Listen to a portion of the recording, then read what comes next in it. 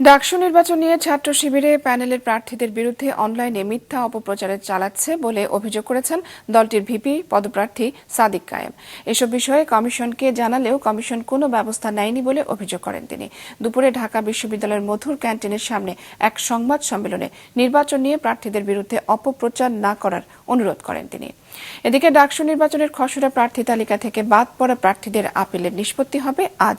গত 22 ও 23 আগস্ট 2 দিনে মোট আপিল করে 34 জন প্রার্থী। আগামী 26 আগস্ট প্রকাশ করা হবে চূড়ান্ত প্রার্থীদের তালিকা।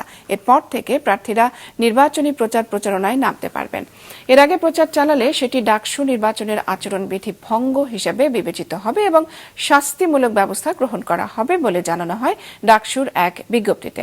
যদিও এর মধ্যে প্রার্থীরা শিক্ষার্থীদের সাথে কুশল বিনিময় শুরু করেছেন। এবারে ডাকসু কেন্দ্রীয় সংসদের জন্য মোট 509টি ফর্ম জমা পড়েছিল আর হল সংসদে মোট 1108 প্রার্থীর ফর্ম জমা পড়েছে। আগামী 9 সেপ্টেম্বর অনুষ্ঠিত হবে ডাকসু নির্বাচন। অধিকাংশ ডিপার্টমেন্টের এই সময়ের মধ্যে অনেকগুলো পরীক্ষা আছে, কারো ক্লাস টেস্ট, কারো মিড টার্ম, কারো বিভিন্ন ধরনের অ্যাসাইনমেন্ট, প্রেজেন্টেশন। তো এই যে আপনার নির্বাচন উপলক্ষে উৎসবমুখর পরিবেশ বিরাজ করছে, সে জায়গায় এই পরীক্ষার কারণে শিক্ষার্থীরা নির্বাচনী যে প্রচারণা এবং নির্বাচন কেন্দ্রিক যে অ্যাক্টিভিটিগুলো আছে সে জায়গায় তারা বাধাগ্রস্ত হচ্ছে।